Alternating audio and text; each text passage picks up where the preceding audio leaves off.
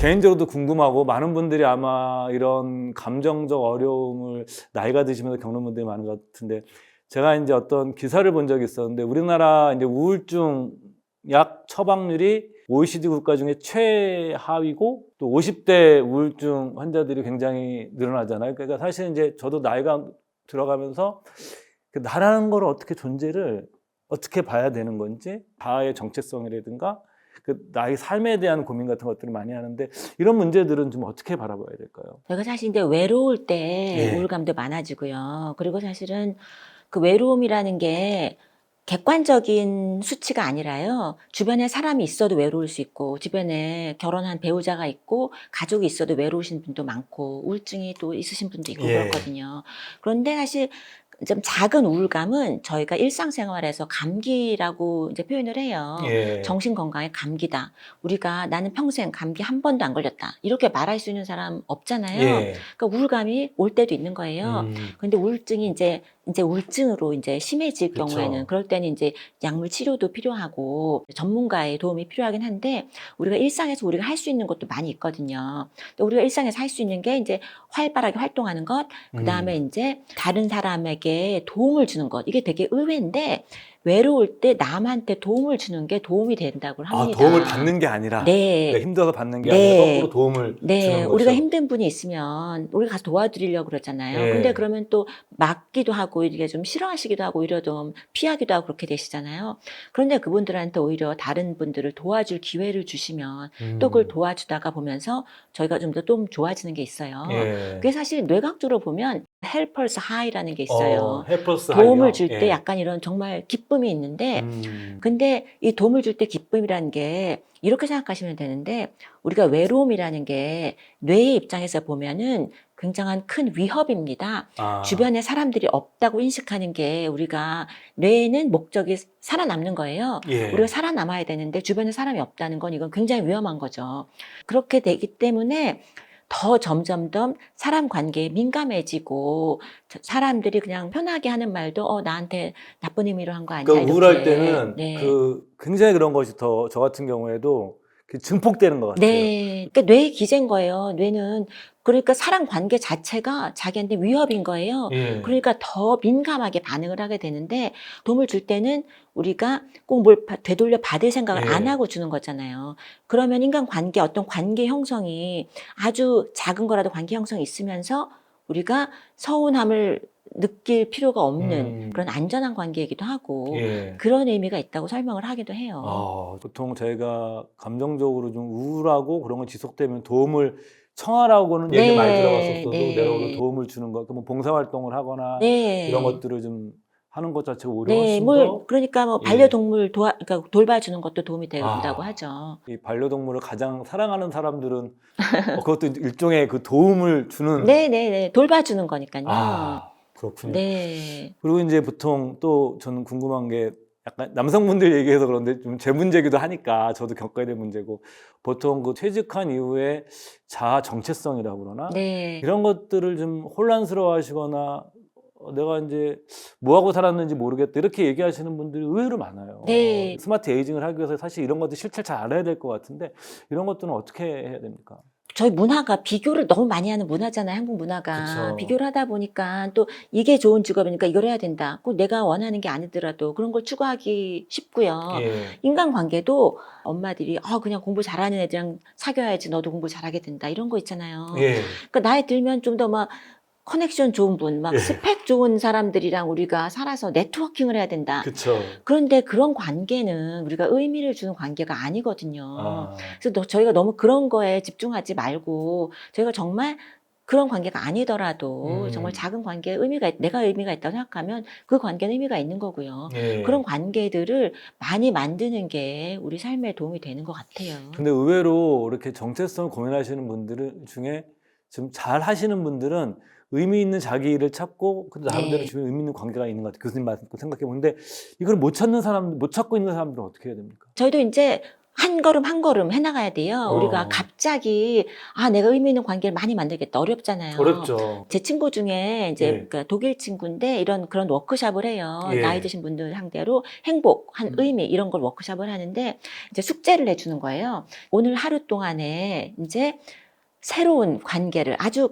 미약한 건 상관없고 커피숍에서 말 몇 마디 붙이는 것도 상관없고 그런 거를 하나를 만들어라. 아. 일주일에 하루에 하나씩 새로운 걸 만드는 거예요. 근데 그 관계가 뭐 지속되는 관계도 있을 수 있고 아닐 수도 있는데 매일 하나씩 저희가 큰 계획을 세우기보다는 앞에 예. 오늘 당장 할 수 있는 거 하나씩 해보는 거예요. 실천을 해보는 거죠.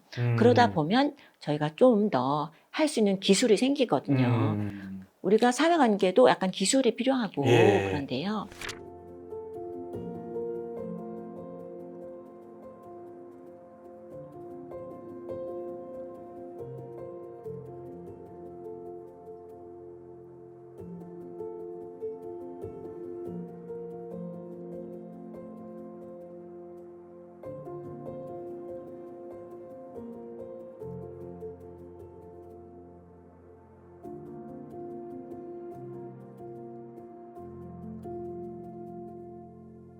그리고 사실 이제 제가 이제 뇌를 자꾸 예를 드는데 뇌의 입장에서는 약간 부정적인 게 뇌의 이제 디폴트라 그러나요? 그 예. 기본점이에요. 아, 뇌는 원래 좀 부정적인 네. 거예요. 얘는 기본적으로. 기본적으로 저희 네. 가만히 있으면 좀 자꾸 나쁜 생각이 나잖아요. 어. 근데 뇌 입장에서는 이렇게 살아남는 게 중요하기 때문에 부정적인 거에 이제 빨리 발견을 해야 예. 그거를 이제 당장 살아남는데 위험한 걸 이제 음. 발견해야 되잖아요. 그래서 부정적인 쪽으로 자꾸 바이어스가 돼요, 뇌는. 그래서 저희가 가만히 앉아서 생각하고 있으면 점점 부정적이 되고 화가 나고 좋은 것보다는 나쁜 게 기억에 더 많이 나요. 그렇죠. 가만히 있으면 네. 서운했던 거, 그렇죠. 불쾌했던 거, 누가 나한테 짜증났던 거. 그죠? 나한테 이렇게 한 게 아니야? 뭐 이런 생각이 나고요. 그 자식 말이야 이거. 예, 네. 이거. 그렇게 되는데 그게 내 기제가 원래 그렇거든요. 아. 그러니까 저희가 그걸 알고 이거는 내가 이쪽은 아니지. 좀 이렇게 스스로 좀 바꾸려고 노력을 좀 하셔야 돼요. 그래서 우울증 아까 이제 얘기를 하시면은 제일 안 좋은 것 중에 하나가 반추예요. 생각을 곱씹는 거예요. 또 하고 하면 점점 기분이 나빠져요. 그걸 깨야 되는데 예. 깨려면 이제 가만히 앉아서 긍정적으로 생각해야지. 아니면은 우울증 있는 분한테 긍정적으로 생각해. 이렇게 말씀하시는 것은 제가 표현하기에 시각장애인한테 가서 눈 떠! 이렇게 말씀하시는 거랑 맞아요. 똑같은 거예요. 예. 긍정적으로 생각을 못하는 게 우울증인데 거기 가서 긍정적으로 생각해. 이렇게 말하면 참 도움이 안 되거든요. 예. 그럴 때 우리가 할 수 있는 건 다른 활동을 밖에 나가서 우리가 음. 자연 속을 걷는달지 아니면은 정말 이제 새로운 거를 뭐 재밌는 걸 뭘 해본달지 이렇게 좀 맛있는 걸 먹는 것도 좋고요. 예. 네. 맛있는 맛집 다니는 것도 삶의 중요한 자극이 되나요? 그럼요. 네. 그리고 또 하나 저는 이렇게 관계 얘기에서 궁금한 게 요즘 이제 저 페이스북이 처음 나왔을 때는 10대, 20대 뭐 이렇게 하버드 대학교에서 원래 관계를 그렇죠. 그 네. 대학생들 관계를 시작했으니까 젊은 층이었는데 지금은 이제 페이스북이 중장년층의 놀이터가 됐다 이런 그렇죠. 표현도 쓰는데 네. 사실 페이스북 같은 경우에도 이 디지털 인간관계잖아요. 네. 이 디지털 기반의 인간관계도 삶에 도움이 되나요? 저는 가끔 궁금해요. 그게 페이스북 같은 관계는 어떻게 봐야 됩니까? 소셜 미디어가 정신건강에 안 좋다 이런 연구도 많이 있어요. 그렇죠. 아이들 막 하게 되면 네. 애들이 공부는 안 하고 맨날 이거만 보고 있으니까 저희 아들도 그러거든요. 근데 이제 공부 안 하고 보는 것도 이제 문제일 수도 있지만 거기서 이제 자꾸 비교하고 그래서 조금 더 우울감이 생기고 그런 게 이제 안 좋은 면이 되는 거고요. 예. 그런데 이제 또 좋은 면도 있어요. 예. 특히 이제 아까 장년층 얘기를 하셨는데 장년층의 경우는 이제 이게 인간관계를 엮어주는 길이 될 수도 있거든요. 저 같은 경우에 딸이 하나 있는데 딸이 예. 뉴욕에 살아요. 예. 그럼 딸을 뭐 1년에 뭐 한두 번 간신히 보는 거죠. 그런데 저희가 이제 저도 인스타그램 이제 항상 딸 거를 팔로우 하면서 이제 딸이 뭐 하나, 애가 잘 살고 있구나. 예. 그리고 이제 옛날 친구들, 저 이제 미국에 있는 친구들 많이 있는데 그 친구들이 요새 어떻게 됐는지 직접 보진 못하지만 또 인간관계가 어느 정도 유지가 되기도 하잖아요. 예. 또 그런 면에서는 또 이런 페이스북이나 이런 것도 도움이 된다고 합니다. 그러니까 그 우리가 이제 모바일 기반의 디지털 기반의 커뮤니티 같은 이런 것들도 네. 사실 나쁘게 볼 것이 아니라 어떤 사회적 관계를 만들어내는 네, 또 네. 새로운 시대의 또 새로운 관계다 이렇게 해석을 하면 될까요? 네. 스마트라는 개념에 우리가 잘 현명화되는 뜻도 있지만 전에 말씀하신 것처럼 어떤 디지털 기기를 잘 활용하는 것도 이런 거라고 그러는데 사실 이제 요즘 저도 신문 같은 거 보게 되면 은행 같은 데도 줄면서 모든 게 좀 디지털 기반으로 바뀌면서 이런 것에 익숙하지 않으신 분들이 불편해한다는 기사 같은 거 보거든요. 네. 이런 디지털 기기들을 스마트 에이징하기 위해서 어떻게 활용하면 좋은지 이런 것도 한번 궁금합니다. 네. 새로운 거 배우는 건 어렵긴 어렵죠. 저도 사실 이제 유튜브 같은 거 저도 에디팅을 좀 해요. 편집을 하는데 매번 할 때마다 예. 처음부터 다시 배워야 돼요. 매번 할 때마다 유튜브를 다시 봐요. 이걸 어떻게 해야 되나. 그러면서 또 이제 밤을 새서 이제 하는 거예요. 배워서. 이거 지난번에 한 건데 왜 이러지? 예. 하면서도 또 새로 배웁니다. 예. 근데 사실 이렇게 배우는 게 저희가 더 오래 걸리고 그렇더라도 새로 배우는 것 자체가 의미가 있기 때문에 예. 그리고 배우고 또 하면 또 찾아보면 또 나오잖아요. 이렇게 네. 하는 게 또 이거 하다 아니면 또 저거 찾고 예. 그렇게 해서 나와서 또 배우면 또 이제 이게 또 이제 흐뭇하고 이제 또 내가 사회에 적응하고 사는구나 이런 생각도 들고 하는 거죠. 뭐. 저는 개인적으로 그게 개인적으로 궁금한 건데 네. 저는 막 그런 거 편집 배우다가요. 네. 몇 번 하다가 좀 지나고 나면 확 짜증이 나요. 네, 그런 순간이 이게 있죠. 뭐야? 이거 안 해도 먹고 사는데 그러면서 안 해버려요. 저 같은 사람들은 어떻게 해야 됩니까? 아니, 그거 에디팅은 안 해도 되고요. 근데 저희가 안 해서 안 되는 것도 있고 하는데, 네. 지난번에 또 그런 얘기 하시더라고요. 연세 드신 분들이 이제 요새는 또 음식점이나 커피숍 이런 데 주문할 때 이렇게 키오스크 키오스크로 전부 다 하잖아요. 키오스크니까요. 그 중에 이제 70대 할머니들이신데, 그 중에서 젊은 할머님께서 네가 제일 젊으니까 네가 해봐. 그러니까 이제 젊은 할머니가 이제 하시는 거예요. 그 다음에 이제 80대 할머니들 조금 보시다가 그래 다음번에 내가 하지 이렇게. 그래서 그 또 새로운 걸 배운다는 점에서 즐겁게 또 하면 또 되잖아요. 또 하다가 아니면 다시 하고 뭐 그런 식으로 해서 배우는 것 자체로 그냥 즐겁다. 내가 이렇게 뒤떨어지나 생각하지 말고 즐겁게 생각하면 할 수 있는 것 같아요. 그러니까 이제 디지털 기기들도 배움의 일 과정으로 네네네. 수용을 하고 받아들이는 것이 좋다 네네. 이런 말씀이신 네. 거고.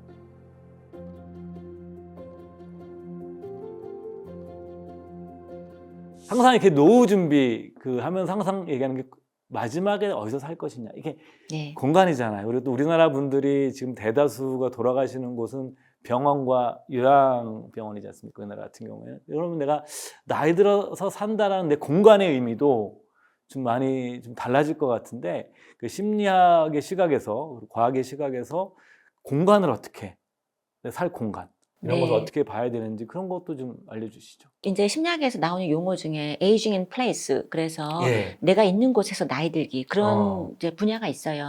그런데 그게 꼭 내 집에서 나이 든다는 의미도 있지만 내가 선택한 공간에서 내가 그 공간을 내 공간으로 만들면서 나이 든다 그런 의미가 있거든요. 그래서 사실은 이제 나이가 들어가면서 이제 예전에 뭐 엄마, 아빠, 아이 둘 이런 게 가정이다 이런 개념 또 아니잖아요. 요새 그쵸. 결혼 안 하신 분도 많고 또 저희가 여러 가지 상황이 있으니까요. 예.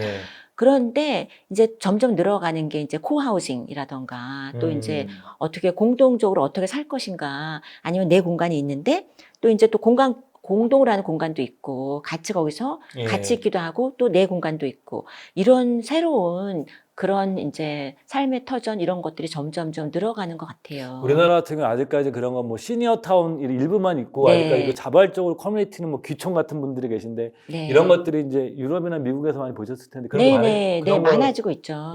그리고 거기서도 이제 점점 더 이제 즐거운 그런 문화 생활을 할 수 있는 곳이지 그냥 나이 들어서 아픈 분이 계시다 이런 개념이 이제 점점 아니고 거기 안에서 또 친구를 만들고 당연히 그다음에 또 활동도 되게 많고 또 거기서 뭐 배울 수 있는 것도 많고 문화생활하고 또 내가 나가서 또 딴 거 있으면 할 수 있고 좀 이렇게 개념이 좀 달라지는 것 같아요.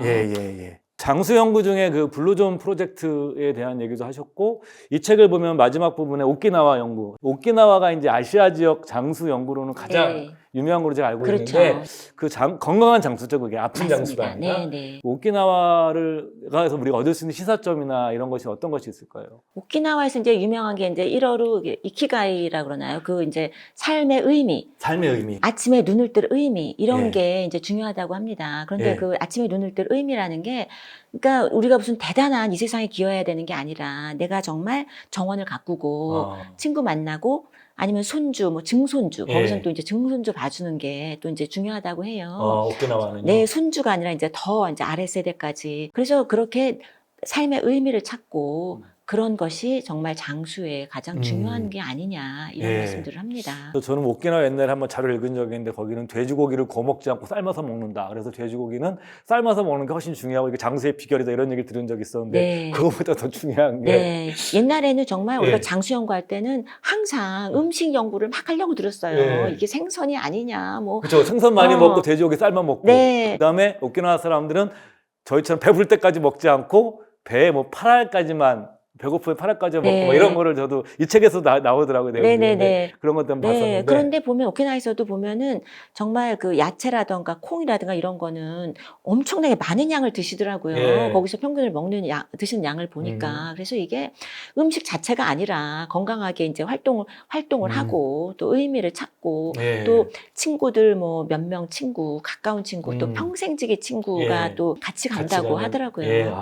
끝으로 우리 시청자 여러분들에게 정말 오늘부터 지금 이제 내가 잘 나이 들어가기 위해서 스마트 에이징하기 위해서 많은 얘기를 해주셨지만 그래도 마지막으로 한번 정리하셔서 이런 거를 여러분들께서 꼭 생각해 보시고 실천하셨으면 하는 내용을 좀 들려주시죠. 네. 예. 전 나이를 나만의 나이로 산다 이렇게 생각을 합니다. 그리고 이제 여러분들께서도 아 내가 몇 살이니까 거기 맞춰 살아야지 이렇게 생각을 하시기보다는 모든 나이대에서 우리가 적극적으로 우리가 활발하게 새로운 걸 배우고 의미를 찾고 그렇게 살아가는 게 중요한 것 같아요.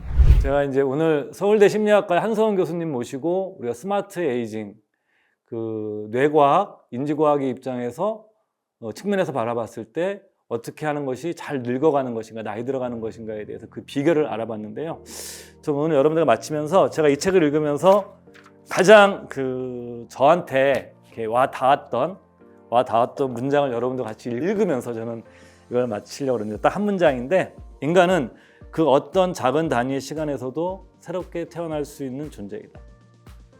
그러니까 뭐 저도 개인적으로 어떤 것을 할 때 지나치게 막 큰 의미를 부여하거나 뭐 어떤 목표가 있어야 되고 과연 이런 것들을 많이 생각을 했었는데 좀 이 책을 읽으면서 그리고 이제 최근에 저도 개인적인 고민을 하면서 우리가 어떤 커다란 것보다 이 작은 단위에서 하나하나 해나가는 것이 내 삶을 바꿔낼 수 있지 않을까라는 생각을 하던 차에 제가 이제 이 책의 이 문장을 읽으면서 이게 과학자들도 이렇게 분석을 해놨구나 해서 제가 좀 확신을 얻었고 여러분들께서도 잘 나이 들어가시면서 어떻게 새롭게 잘 늙어나갈 것인가 그리고 새로운 삶을 어떻게 살아나갈 것인가 이 부분을 고민하시길 바라면서 오늘 내용 마치겠습니다. 감사합니다.